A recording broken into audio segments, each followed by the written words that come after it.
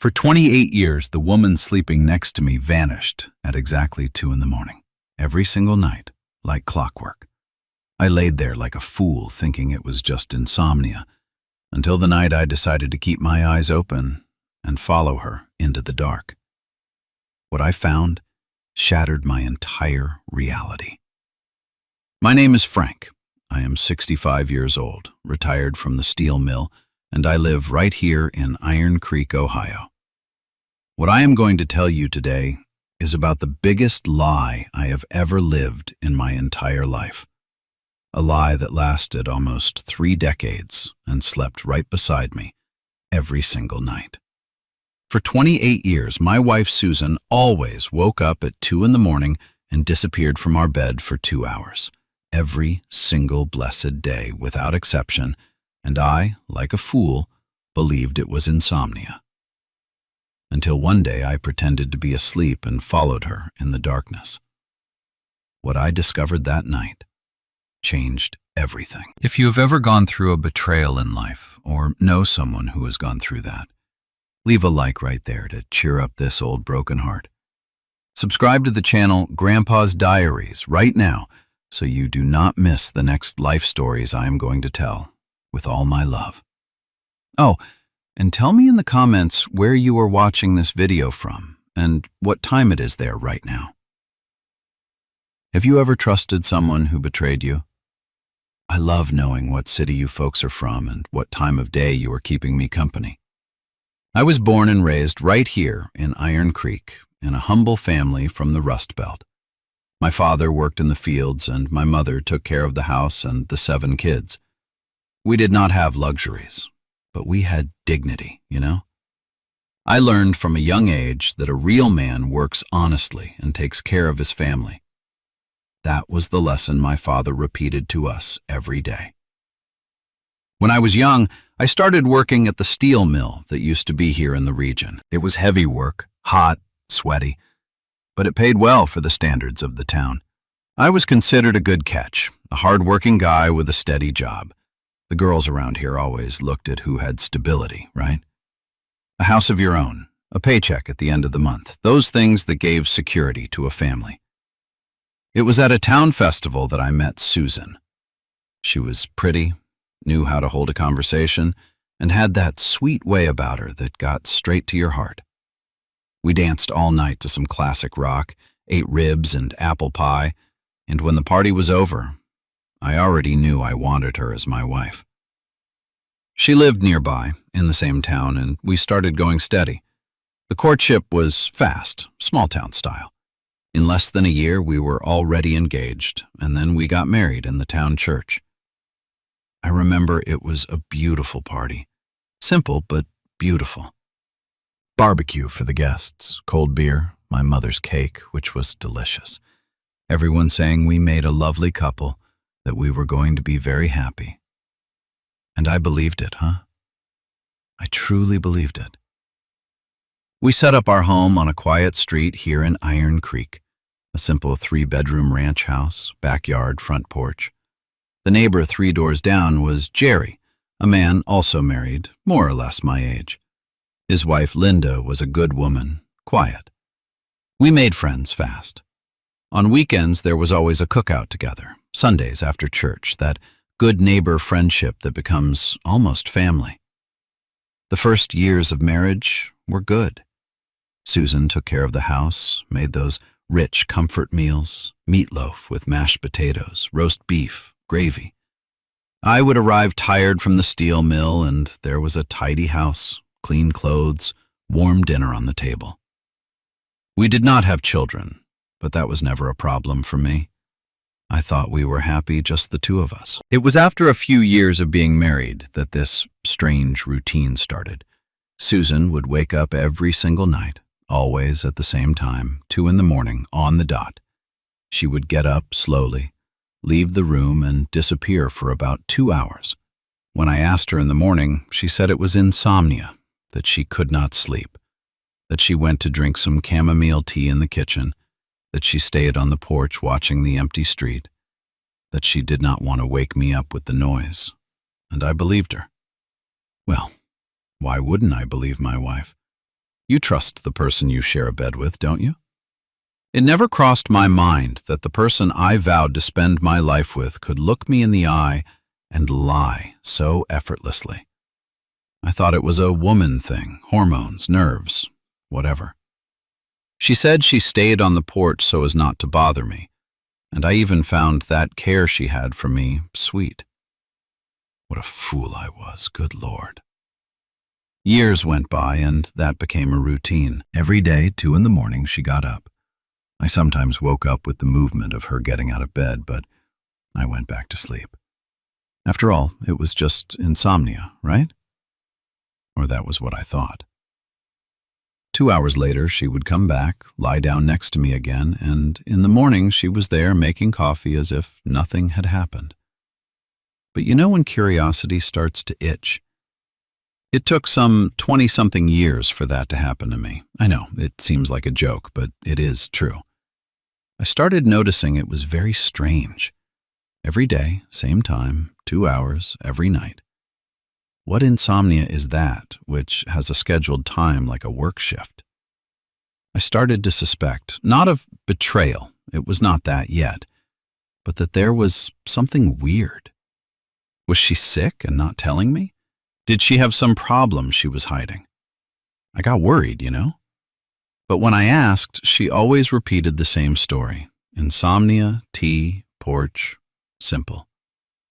Until one night, I decided to really discover what was happening. I went to sleep, as always, but when the clock struck 2 in the morning and she got up, I did not go back to sleep.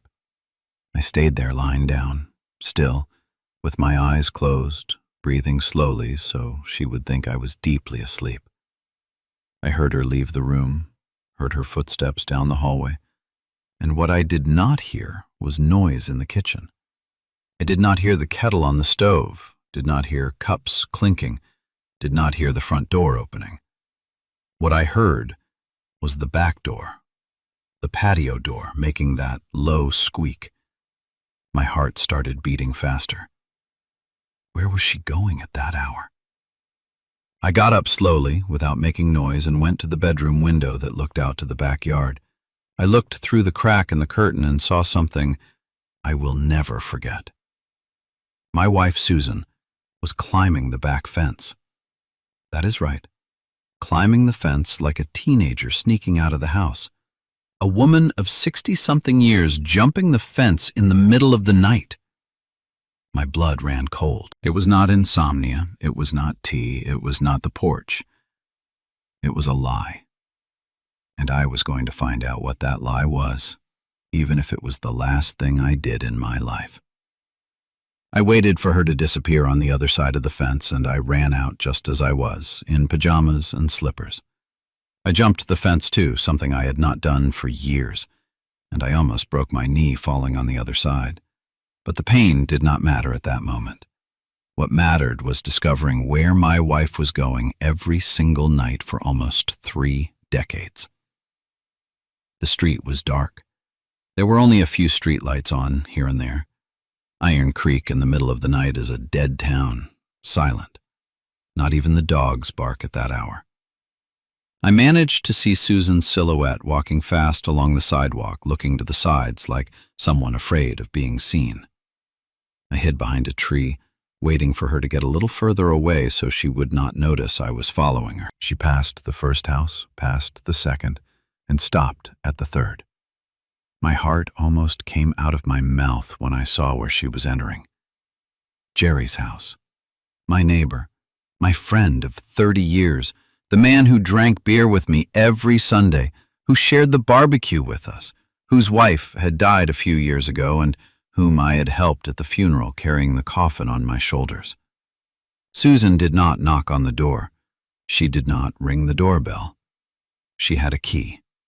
She opened the gate, entered the yard, opened the house door, and disappeared inside, like someone entering her own home. An intimacy that made me feel a rage I had never felt in my life. A key to the neighbor's house? Since when? It felt like a punch to the gut, the kind that knocks the wind out of you and leaves you gasping for air. The betrayal wasn't just physical. It was an invasion of everything I thought I knew about our lives.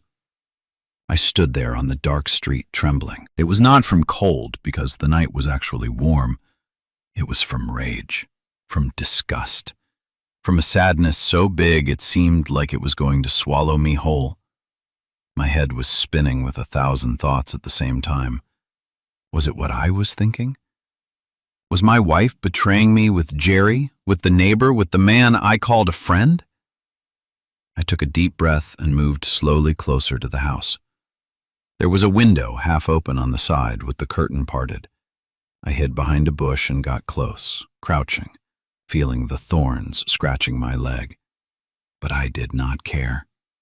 I needed to see. I needed to be sure, even if that certainty was going to destroy me. I looked through the crack of the window, and what I saw made me want to die right there. My wife, Susan, was in bed with Jerry. The two were kissing, hugging, doing what husband and wife do, and doing it with an intimacy of people who have been doing it for a long time. People who know each other well. People who have practice at this. My legs went weak. I grabbed the wall so I wouldn't fall. I felt an enormous urge to kick that door down, go in there and end both of them. But I stood paralyzed, just watching, as if it were a horror movie and I couldn't take my eyes off it. How long did I stay there? I don't know. It could have been 5 minutes. It could have been half an hour. Time stopped. When I managed to move, I went back home like a zombie. I jumped the fence back, entered through the back door, went to the room, and lay down in bed. I lay exactly as I was when she left, on the same side, in the same position, and stayed there with my eyes open in the dark, waiting. My head wouldn't stop. 28 years. She had said it was 28 years of that routine. 28 years waking up at 2 in the morning. 28 years going to the neighbor's house. 28 years betraying me while I slept like an idiot in the same bed she shared with me. How many times? If it was every day, it was more than 10,000 times. 10,000 betrayals, 10,000 lies. And Jerry, the man I considered a friend, how many barbecues did we have together? How many beers did we drink, laughing and talking about football, about life, about everything? He looked me in the face and knew that every night he was sleeping with my wife, and pretended friendship, pretended respect. What kind of man does that? I lay there thinking about his wife, Linda. Did she know? Did she die knowing her husband was cheating on her with the neighbor? Or were all 4 of us being fooled and I was the only jackass who didn't know anything? At 4 in the morning, I heard the back door opening again, her steps in the hallway. She entered the room slowly, as she always did, trying not to make noise. She lay down next to me, adjusted the pillow, pulled the sheet, and had the nerve to whisper softly, "Are you asleep, honey?" Honey. She called me honey. After spending 2 hours in another man's bed, she came back to our bed and called me honey. I stayed silent.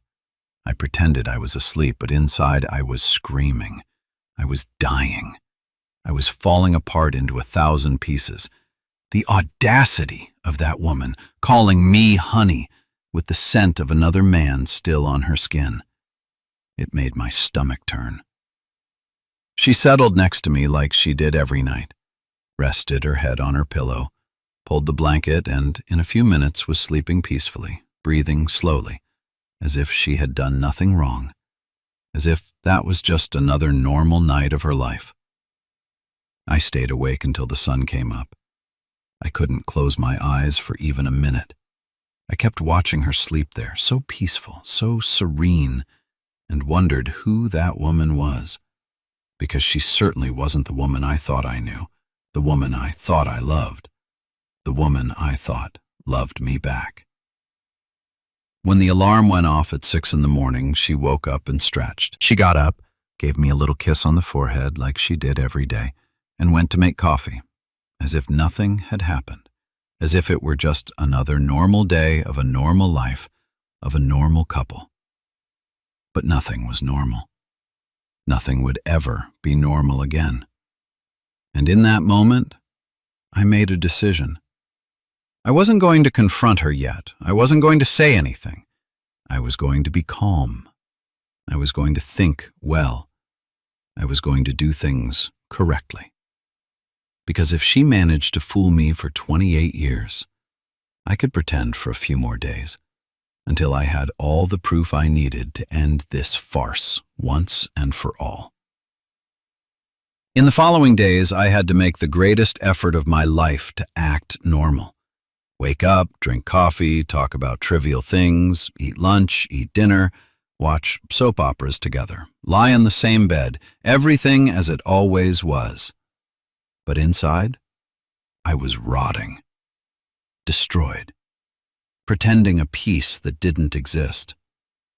The hardest part was when the clock struck 2 in the morning. She would get up as always, and I stayed there lying down, knowing exactly where she was going and what she was doing, knowing my wife was in the neighbor's bed while I pretended to sleep.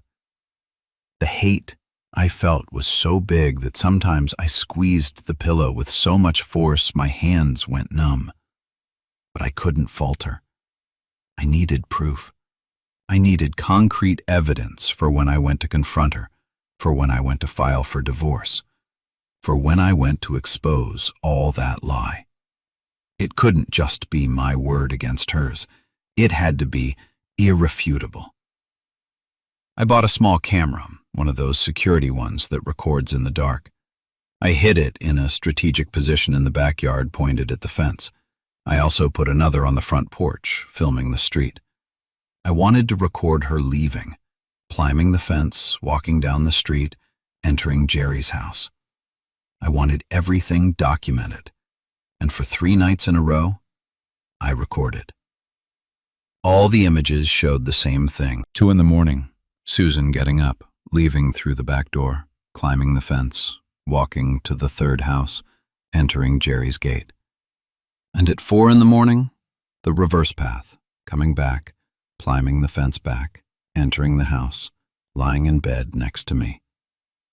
The routine was so precise it seemed rehearsed. Same time to leave, same time to return. 28 years of that, almost 3 decades of a lie so well planned. If I hadn't decided to spy, maybe I never would have discovered it. Maybe I would have died without knowing.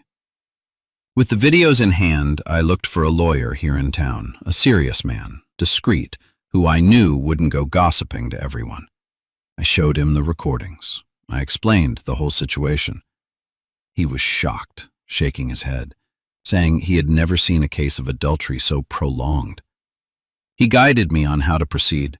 He said with that proof the divorce would be easy and Susan wouldn't have a right to practically any of the assets. The house was in my name, bought with my sweat from the steel mill. She never worked outside. She was always a housewife. With the proof of adultery, she would leave the separation with nothing but her clothes. But before the process, I needed to confront her. I needed to hear it from her mouth. I needed to understand why. Because a man marries a woman, spends more than 30 years with her, and discovers it was all nothing more than a big act. I wanted answers. I deserved answers. I set a day, a Thursday afternoon. I waited for her to make lunch, eat with me, wash the dishes, everything normal, as always. I went to the living room to watch the afternoon show, turned off the TV and said, "Susan, we need to talk, and this time you are going to tell me the truth." She looked at me with that face of not understanding anything. "Truth? About what, Frank? What happened?" Still pretending, still playing the role of the worried wife. What an actress. What a farce. I grabbed the laptop, played a video. The first video showed her exit through the back door at 2 in the morning. The second showed her climbing the fence. The third showed her walking down the dark street. The fourth showed her entering the gate of Jerry's house. Her face changed as the videos played. First it was surprise, then shock. Her hands trembled. But I didn't see tears. I didn't see regret. I saw only the shock of someone who got caught in the lie. When the videos ended, I stood looking at her in silence, waiting. She opened her mouth a few times to speak, but nothing came out. She stayed there mute, looking at the floor. The silence in the room was deafening. I said, and my voice came out firmer than I expected. 28 years, waking up in the middle of the night, going to Jerry's bed while I slept, while I worked like a dog at the steel mill to maintain this house, while I thought I had a wife. She stayed quiet. She didn't even try to deny it. She didn't even expect me to approach you like the light of day. "Say something," I yelled, and it was the first time in 30-something years of marriage that I raised my voice to her. "Aren't you going to try to explain yourself? Aren't you going to cry? Aren't you going to ask for forgiveness? Aren't you going to do anything?" She raised her eyes to me, showing her true face for the first time. "What do you want me to say, Frank?" she said, and her voice was calm, controlled, too calm. "That I'm sorry? That it was an accident? That would be a lie. You want the truth? Then I'm going to give you the truth." I sat on the sofa, prepared to hear anything, but nothing could have prepared me for what she was going to say. The 28 years of betrayal were just the tip of the iceberg of a much, much bigger lie. Susan got up from the sofa, went to the kitchen, grabbed a glass of water, drank it slowly, and came back. She sat down again, looked at me fixedly, and started speaking with a calm that left me even more disturbed. It was as if she was relieved to finally be able to get that weight off her shoulders. "Frank," she said. Each word was like a stab in my chest. "I married you because you had a good job at the steel mill, because you were building this house, because you were a hard-working and responsible man. My mother said love is built with time, that the important thing was to have stability, food on the table, a safe roof. And I believed her, or pretended to believe her." I stood looking at her and knew very well what I was hearing. More than 30 years of marriage, and she never loved me. Never? Not even a little? "Jerry was always my love." She continued as if she were telling just any story without emotion. "We went steady and secret when we were young, but he had nothing. He worked here and there, had no stability. In my own life, my mother convinced me to accept your courtship. She said it was my chance to have a good life." Hearing those words was worse than the cheating itself. It meant my whole life was built on a foundation of sand, on a calculation, not affection. I felt my stomach turn. The room started spinning around me. I had to grab the arm of the sofa so I wouldn't lose my balance. "And Jerry also got married," she said without any shame. "He married Linda when we were young, and when Jerry also got married, we kept seeing each other in secret." "Before the marriage?" I asked, and my voice came out hoarse, almost inaudible. "You were already with him before marrying me?" "Yes," she answered without hesitating. "And after the marriage, too. Always. The first years, we met when we could. In motels in other towns. When we became neighbors, it became easier. We had the perfect excuse. You and Linda thought we were just two couples of friends." I got up from the sofa and started walking from one side of the room to the other. My legs were trembling, but I needed to move. I needed to do something so I wouldn't explode. 30 years. More than 30 years. "After a few years of being married," she said, and for the first time I noticed a different tone in her voice, almost nostalgic. "I was going crazy, having to pretend all the time, having to wait for the few opportunities to use the insomnia excuse, and it worked. During all these years, it worked perfectly." "All these years," I repeated, feeling the poison of the words.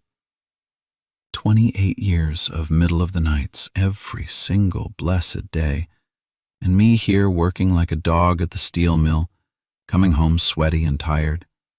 How many times did I take humiliations from the boss, from co-workers, all not to lose the job and to be able to maintain this house? I know, she said, and for the first time I saw something like discomfort on her face.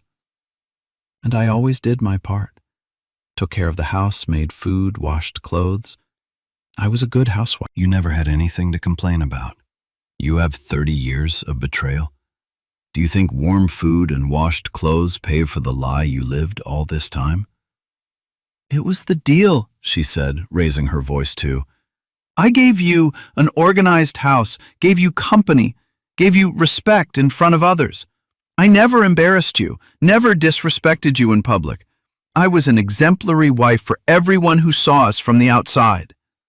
For everyone who saw us from the outside, I yelled. But inside it was all rotten. It was all a lie. You slept with me because you had to sleep, because it was part of the act, but your heart, your body, your feelings, everything was with Jerry. I was just the jackass who paid the bills. She didn't answer.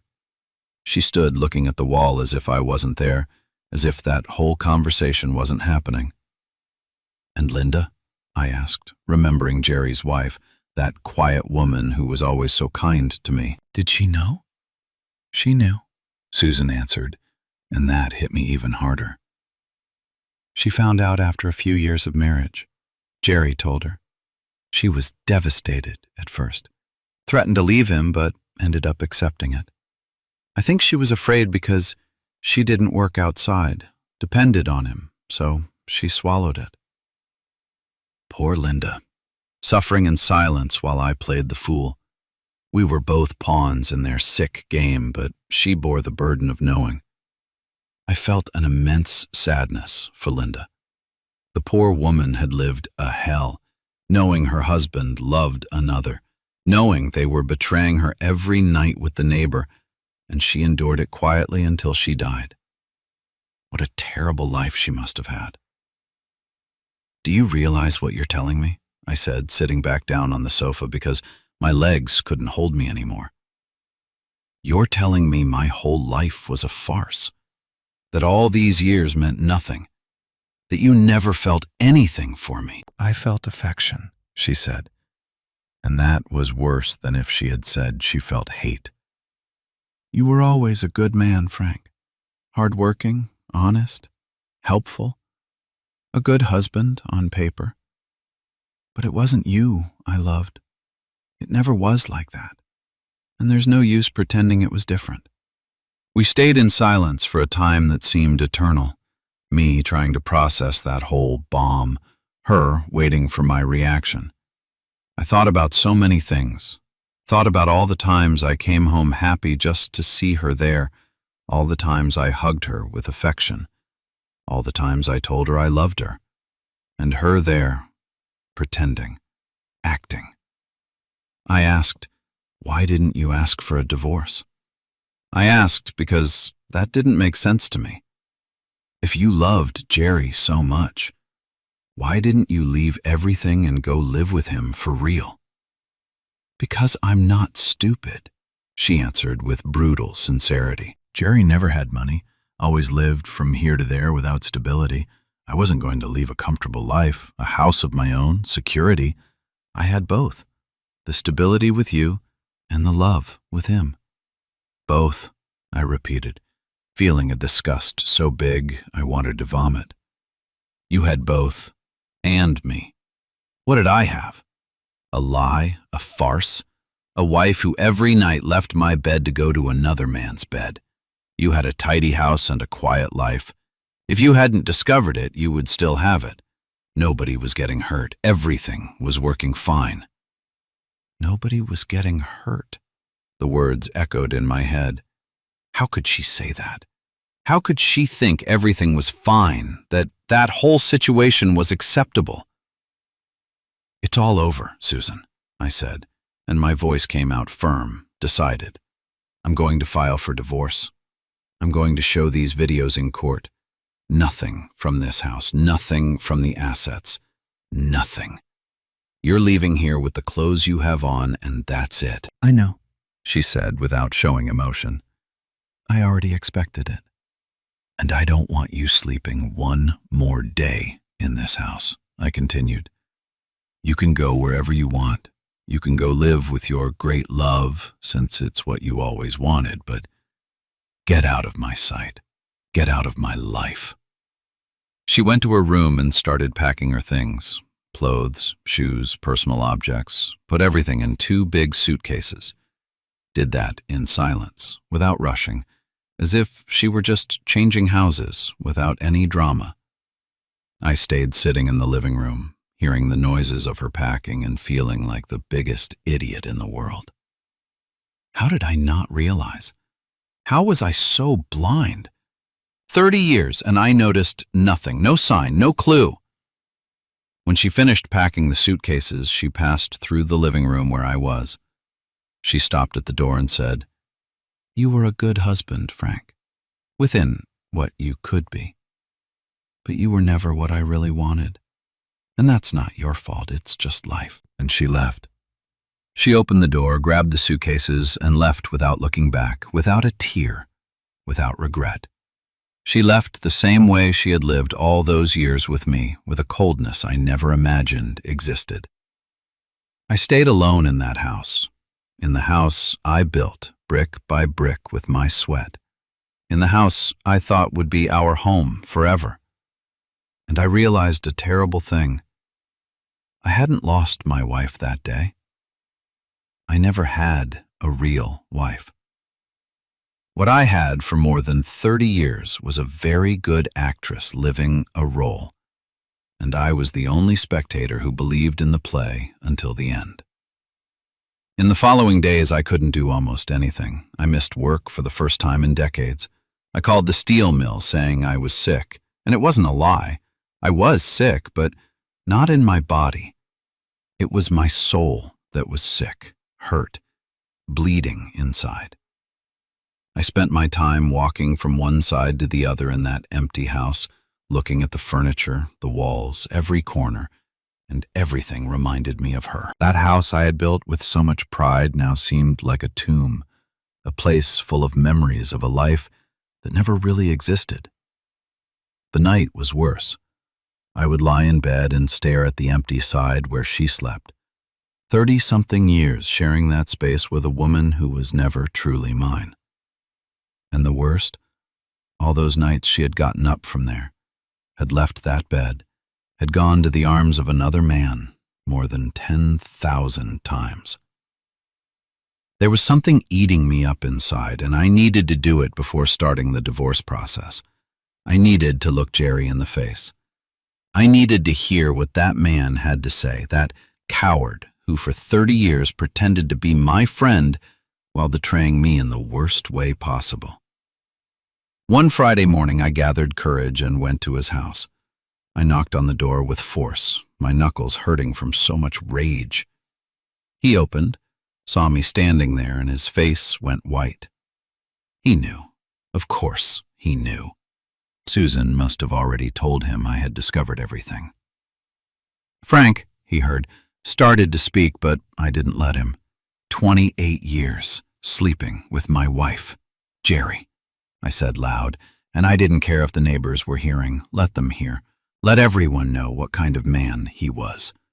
28 years, coming here to my face, shaking my hand, drinking beer with me, eating barbecue in my house, and every night screwing me over with my own wife. He lowered his head without the courage to look me in the eyes. It wasn't like that, he murmured, but his voice was weak, cowardly. How was it not like that? I yelled. Are you going to tell me it was accidental? That it was 28 years of accidents? Every single blessed day at 2 a.m, religiously, was an accident. She was the one who came, he said, and that gave me even more rage. I never forced anything. She looked for me. I just didn't refuse. Ah, You just didn't refuse, I repeated with irony. How noble of you. Your neighbor's wife, your friend's wife, shows up at your door every night, and you, poor thing, had no way to refuse. You are a worm, Jerry, a cowardly worm who has no character.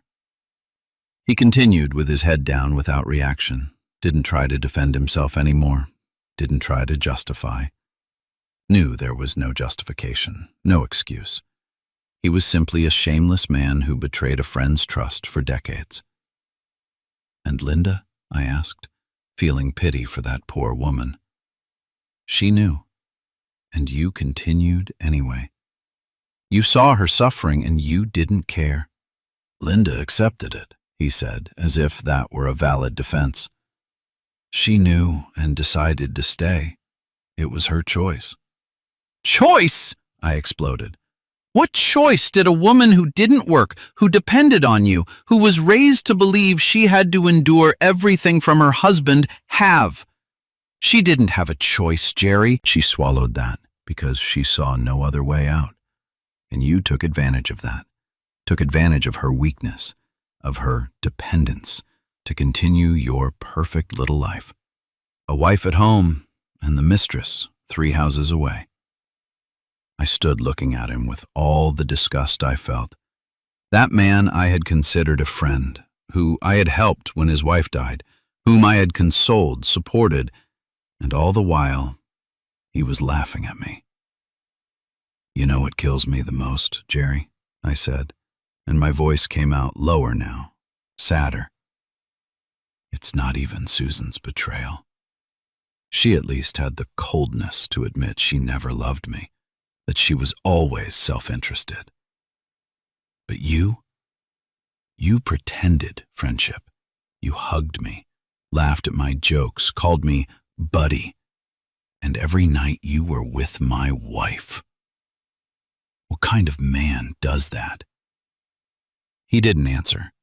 He stood there standing, pathetic, looking at the floor. I hope you are very happy with her, I said, turning to leave. Because she went to live with you, right? Since now everyone knows, you don't have to hide anymore. Enjoy. Enjoy those 30 years of forbidden love that now you can live in the light of day.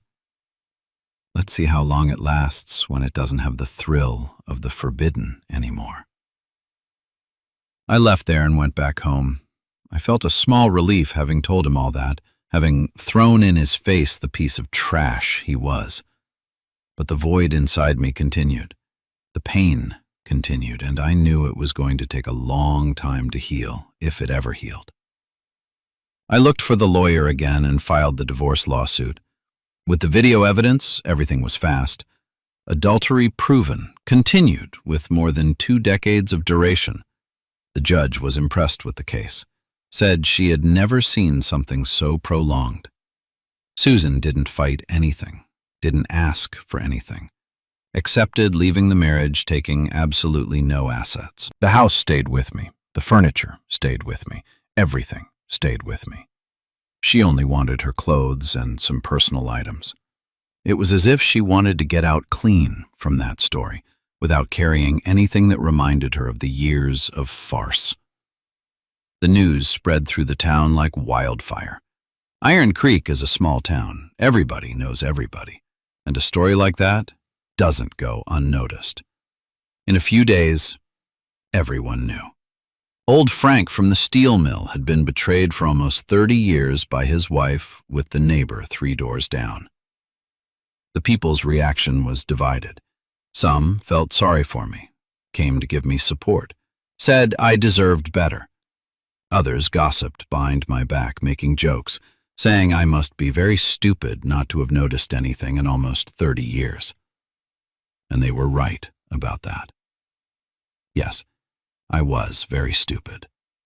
But the person who suffered most with the exposure was Susan herself. The women of the town turned their faces away from her. At church, at the market, at the pharmacy, anywhere she appeared, people made a point of showing her contempt. She had become the immoral woman of the town, the adulteress, the shameless one who cheated on her husband for decades. And Jerry didn't come out unscathed either. The men of the town stopped greeting him. Nobody called him to the bar anymore, to play cards at the lodge, to watch football. He had broken the code of honor among men, never mess with a friend's wife, and he had broken it in the worst way possible. Susan went to live with him as I had imagined, grabbed her suitcases and moved to the house 3 doors down. Everyone saw, everyone commented. The mistress now living officially with the lover, without more secrets, without more hiding places. But something curious started to happen. In the first days, I saw them going out together, holding hands, like a couple in love, finally free to live their love. But as the weeks passed, I noticed he wasn't so excited anymore. One day, I ran into an acquaintance of his at the market, a guy who lived on the same street. He told me in a low voice that Jerry was kind of regretting the situation, that having Susan living with him full-time was different from having her only at night for 2 hours, when everything was forbidden and exciting. Mistress is one thing, wife is another, the man told me with a kind of mean smile. He said when it was in secret, it was fun, but now having to put up with her all day, take care of her, split expenses, split space, he is finding it heavy. And the worst? She has nowhere to go, no money, no house, nothing. Depends on him. That gave me a bitter satisfaction. Susan had left a comfortable life, a house of her own, security, to finally live her great love. And her great love was discovering that fantasy is different from reality, that loving in secret is different from living together day to day. She had lost everything. The marriage, the house, the respect of the town, stability, and in exchange she had gained a man who now seemed regretful of having to assume her for real. A man who wanted her as a mistress, not as a wife. And I stayed alone in that big, empty house. But for the first time in almost 30 years, I slept through the night. I didn't wake up at 2 a.m. anymore, didn't hear steps leaving the room, didn't feel that movement in the bed of her getting up. I slept in peace. A sad peace, lonely, but true. Because I prefer an honest loneliness than a lying company. And it was in that loneliness that I started to realize something that would completely change the way I saw that whole situation. Months went by after the divorce, and little by little I was trying to rebuild my life. I went back to do some consulting work at the mill, even though I was already retired. The work did me good, got me out of the house, made me think about other things that weren't that betrayal eating me inside. But the nights were still difficult. I woke up alone in that silent house, looked at the ceiling and stayed going over everything in my head, every detail, every moment, every year of that farce. And the more I thought, the more things appeared in my memory. Things I hadn't noticed at the time, but now made total sense. I remembered all the times Susan had gone to sleep early, saying she was tired. Was she sleeping, or just waiting for me to fall asleep so she could leave? I remembered all the times she had insisted I drink a calming tea before sleeping. Was it so I would sleep heavier and not wake up when she left? I remembered the Sundays of barbecue with Jerry and Linda, the 4 of us there eating, drinking, laughing. Me and Linda were the only idiots who didn't know the other 2 were together. Did they laugh at us when they were alone? Did they make jokes about our innocence? One thing that tormented me a lot was thinking about Linda, that quiet woman, kind of sad always, who I thought was just her way of being. Now I understood. She wasn't sad by nature. She was sad because she lived a hell. She knew her husband loved another. She knew every night he received the mistress while she pretended to sleep. What a horrible life she must have had. I decided to look for Linda's family. She had a sister who lived here in Iron Creek, Nancy. I went to her house one afternoon, introduced myself, said I was Jerry's neighbor and wanted to ask some questions about Linda if it didn't bother her. Nancy received me well, made coffee, offered some pound cake. We sat on the porch of her house and I started the conversation slowly, carefully. because I didn't know how far I could go with that subject. Linda was a very good person, I started. She was always very kind to me and my wife. I was very sad when she passed away. My sister was too good for this world, said Nancy, and I saw tears forming in her eyes. Too good and too suffering. Suffering?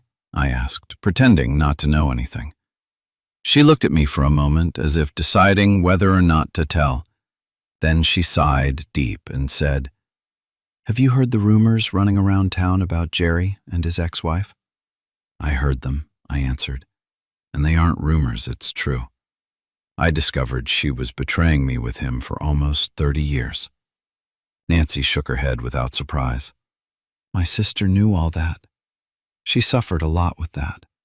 Jerry told her a few years after they got married, told her he loved another woman, that he had always loved her but wasn't going to leave Linda because he had a commitment to her."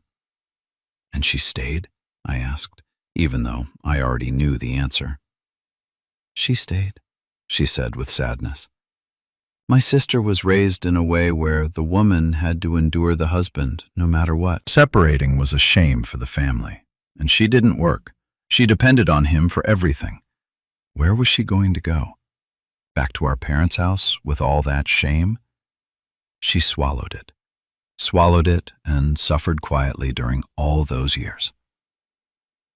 I felt a squeeze in my chest hearing that. Linda had lived the same hell as me, only she knew. She had awareness of her suffering while I lived in ignorance. "She told me once," continued Nancy, wiping the tears falling, "that in the middle of the night she would wake up and see him leaving the room. She knew it was to receive the mistress, and she stayed there lying in bed, crying softly, so no one would hear her. To think death was her only escape. It breaks my heart just thinking about the quiet desperation she lived in. It made my own pain feel heavy, but shared. How many nights did my sister cry alone in that bed? My God!"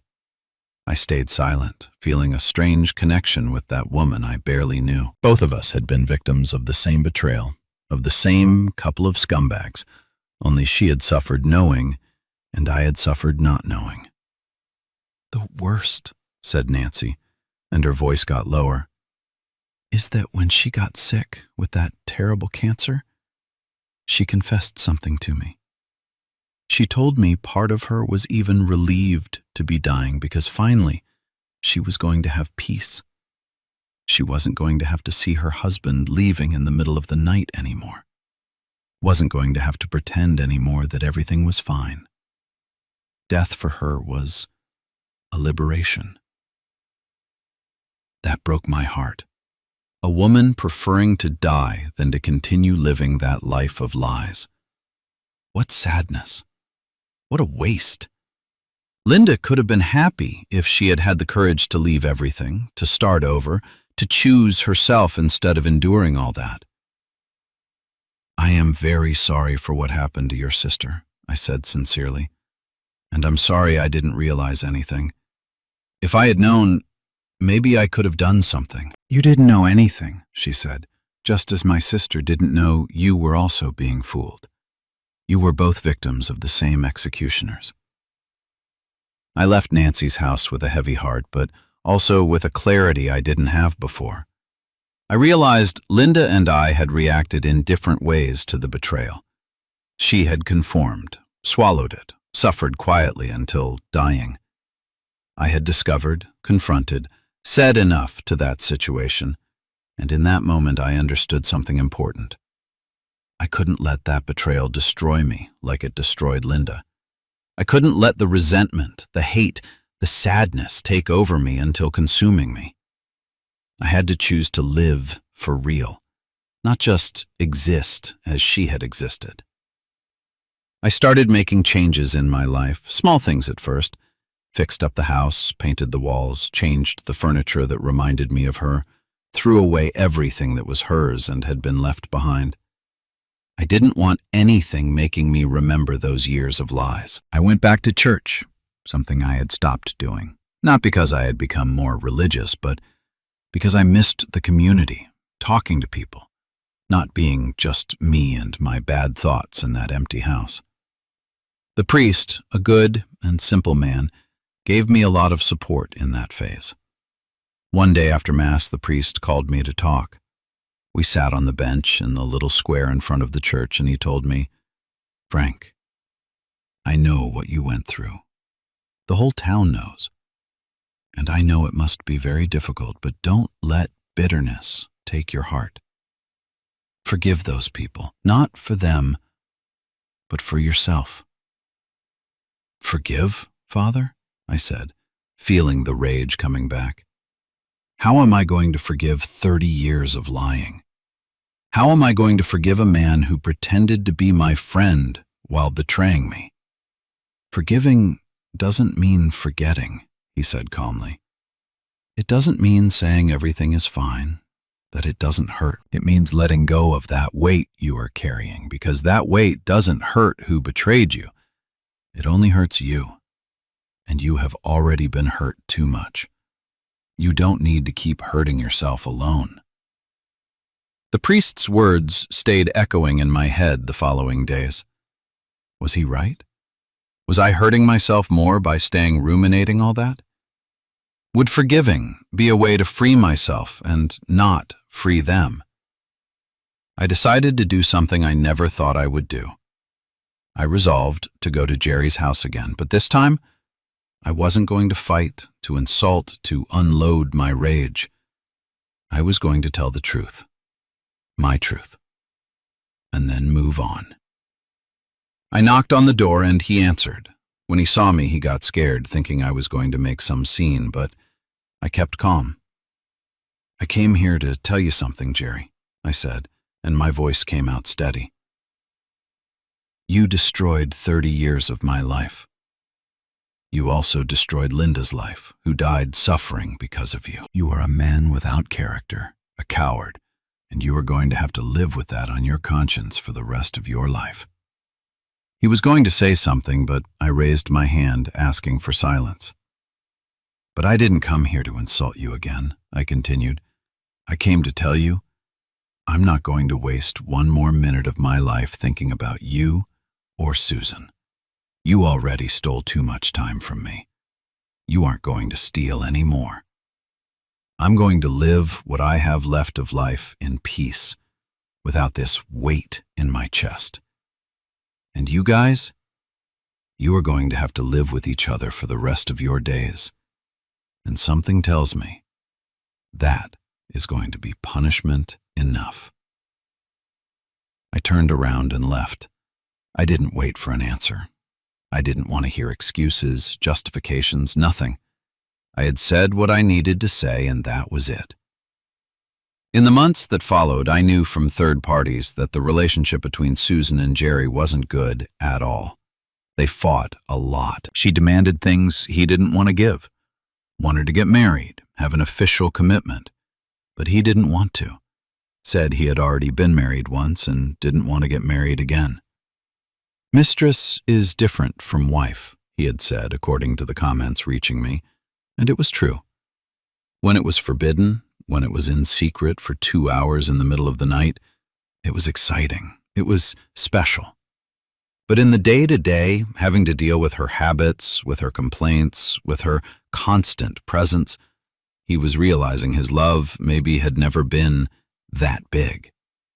And Susan had lost everything: the house, the stability, the respect of the town. And in exchange, she had gained a man who didn't want to assume her for real, who treated her as a mistress and not as a partner.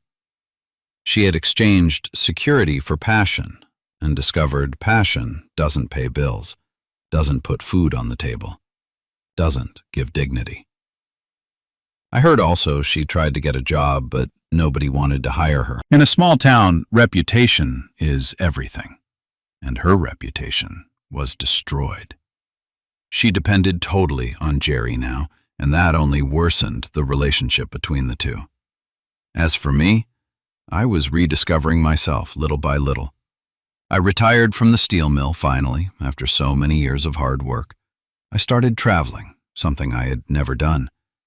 I went to see other cities, other people, other places. I started valuing the small things: a well-made coffee in the morning, a good conversation with friends, a beautiful sunset. I learned to enjoy my own company. I learned loneliness is not the same as being alone. You can be married and feel alone, as I felt all those years without knowing. And you can be alone and feel in peace, complete, whole. One thing I started doing was writing. I wrote about my life, about what had happened, about what I had learned. It wasn't to show anyone. It was just to organize my thoughts, to get out everything that was kept inside me. And writing, I started realizing something. During all those years, I had been a good husband to a woman who didn't deserve it. I had worked honestly, had been faithful, had taken care of the house, had been present.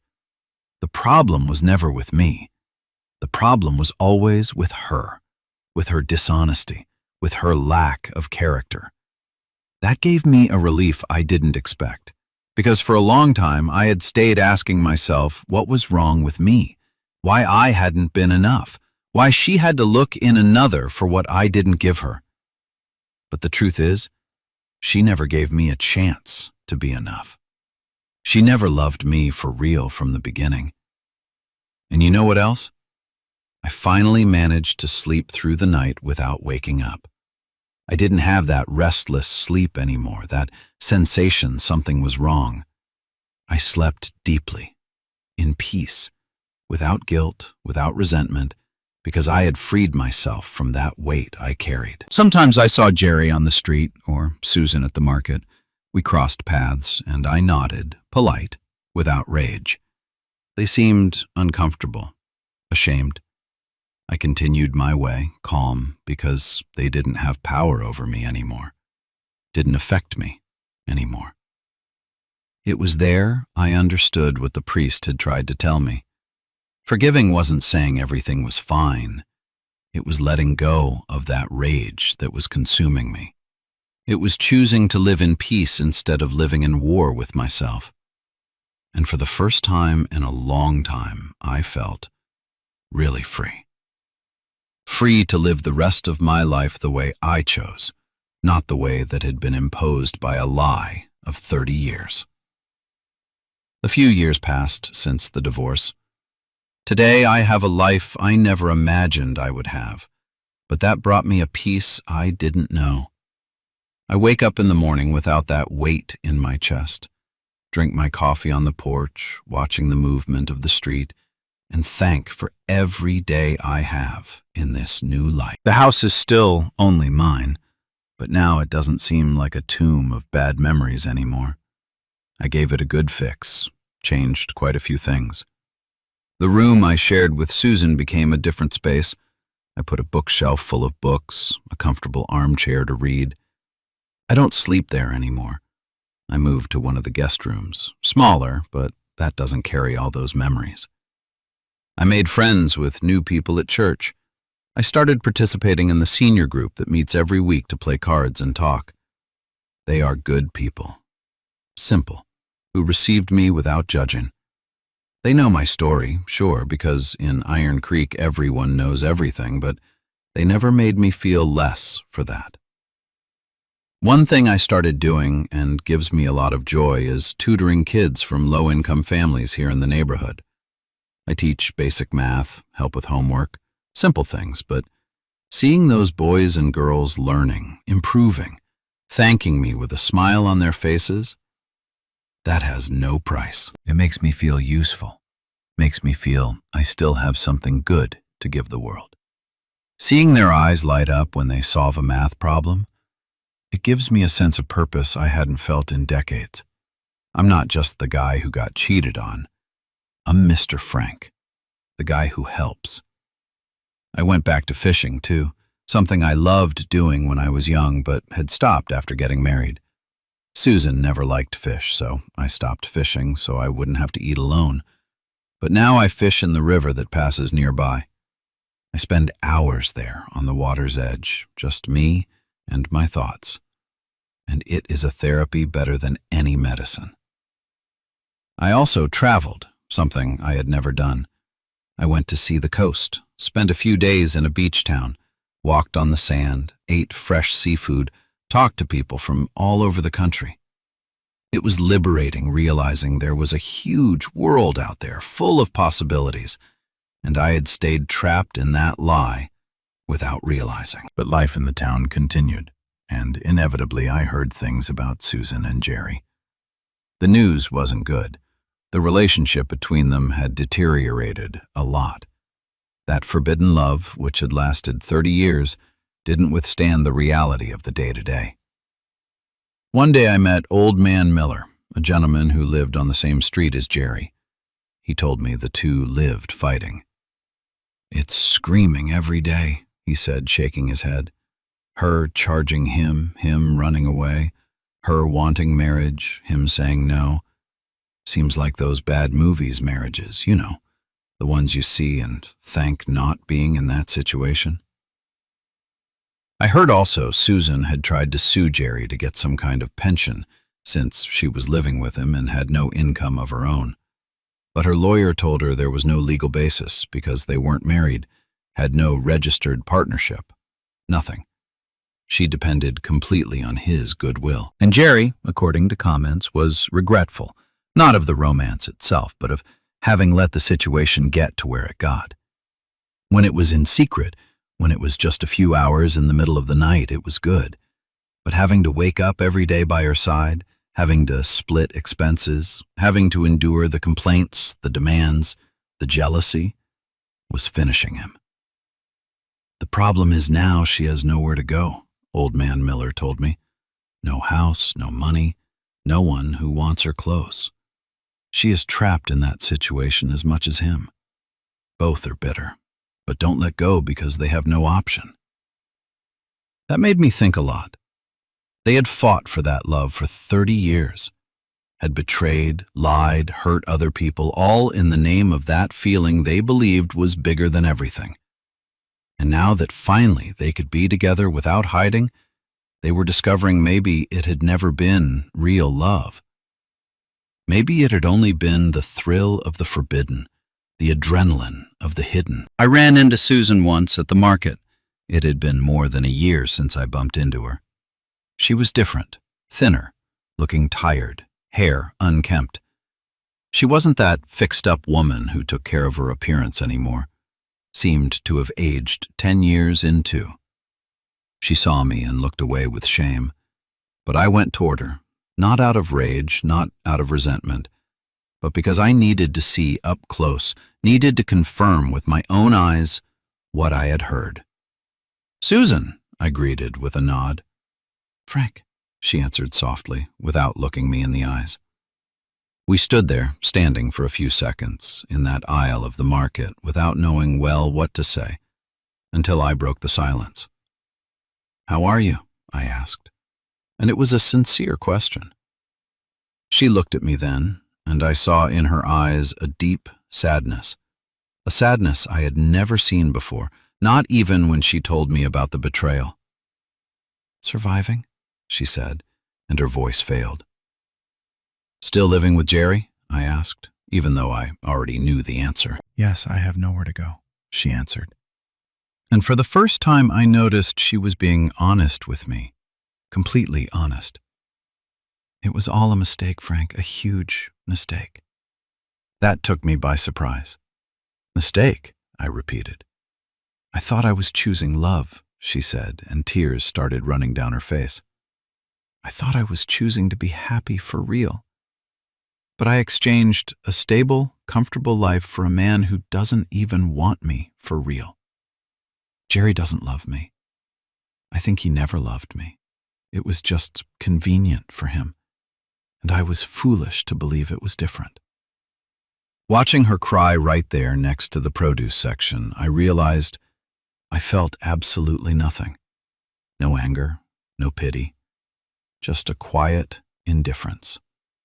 I stood watching her cry there in the middle of the market and felt nothing. I didn't feel pity, didn't feel rage, didn't feel satisfaction. Just a quiet indifference. That woman didn't mean anything to me anymore. Not for good, nor for bad. You made your choices, Susan, I said calmly. You chose to lie to me for 30 years. You chose to betray me every single blessed day. You chose to stay with him when you had the chance. Now you have to live with the consequences of those choices.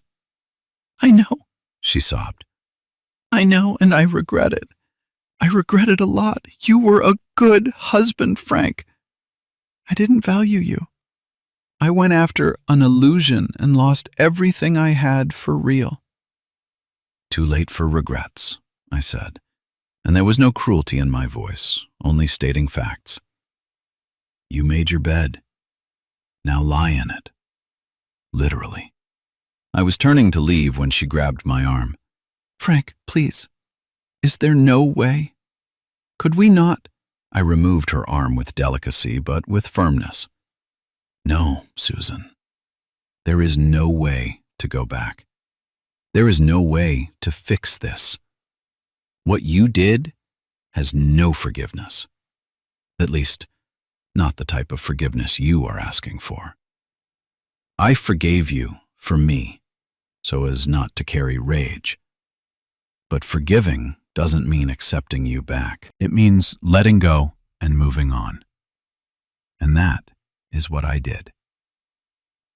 She stood there, crying while I walked away. I didn't look back. I didn't feel the need. That chapter of my life was closed for real. I left the market and went straight to the riverbank. I sat in my favorite spot where I used to fish and stayed watching the water run. I thought about everything that had happened. Thought about Susan, crying, regretful, trapped in a situation she herself created. Thought about Jerry, trapped with a woman he didn't want anymore but couldn't kick out. Thought about Linda, who had suffered silently and died without ever having the courage to change her life. And I thought about me. How I had come out of that whole situation, wounded, yes, hurt, for sure, but alive, free, in peace. Different from Linda, who had chosen to suffer in silence. Different from Susan, who had chosen the lie and now paid the price. Different from Jerry, who had chosen cowardice and now was trapped in his own traps. I had chosen the truth. I had chosen to face, confront, resolve. And even though it hurt a lot, even though it was the hardest path, it had been the right path. Because now, I was in peace. And they weren't. I went back home when the sun started to set. I prepared my dinner, something simple, steak and potatoes. I sat on the porch to eat, watching the street, hearing the noises of the neighborhood, kids playing, dogs barking, people talking, sounds of life happening. And for the first time in many years, I felt really grateful. Grateful for having discovered the truth, even though it hurt. Grateful for having had the courage to start over, even at the age I already was. Grateful for being alive, healthy, at peace with myself. Because I had learned a valuable lesson. Sometimes, losing everything is the best thing that can happen to us, when what we lose was never really ours from the beginning. Today, when I look back and see everything that happened, I feel a peace I never thought was possible to feel. It was years of pain, of rage, of not understanding how someone could do that to me. But with time, I learned some people don't have the same heart as you, don't have the same honesty, the same loyalty, the same capacity to love for real. Susan never loved me, and that is not my fault. It wasn't because I wasn't good enough. It wasn't because I lacked something.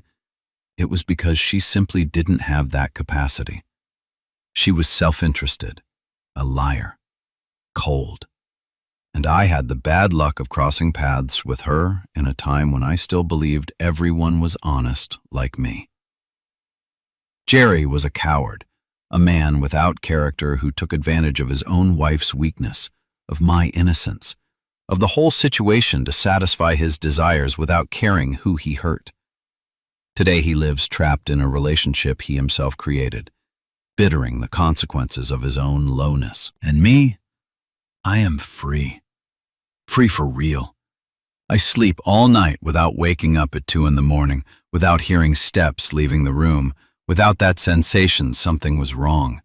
I wake up in the morning and the first thing I feel is gratitude for being alive, for being well, for having had the courage to start over. It wasn't easy. There were days I thought I wasn't going to make it. There were nights I cried alone in this house, feeling a pain so big it seemed like it was going to split me in two. But I endured. I survived. And more than that, I was reborn. I became a better man, stronger, more aware of my own value. I learned loneliness isn't bad when the alternative is a fake company. I learned it is better to be alone and in peace than accompanied and living a lie. I learned age doesn't matter when it comes to starting life over. I learned dignity and self-love are worth more than any relationship. Today I have real friends. I have my routine, my fishing, my students who fill me with joy, my house that is finally my real home. I have peace, and peace is a treasure no money buys, no relationship gives, that only you can conquer for yourself. Sometimes I see Susan from afar walking through the streets of Iron Creek with that tired, aged appearance. I see Jerry, too, always kind of head down without that arrogance from before. And I don't feel rage. I don't feel hate. I just feel a quiet indifference, because they don't form part of my life anymore. They are just two people who one day caused me enormous pain, but now mean nothing. Their life is their punishment. They are trapped with each other, not for love, but for lack of option. She has nowhere to go. He has no way to get rid of her without seeming even more of a coward than he already is. They live in a prison they themselves built, brick by brick, lie by lie, for 30 years. And me? I am free. Free to live every day like a new opportunity. Free to be happy my way. Free to die one day, knowing I lived with honesty, with dignity, with my head held high.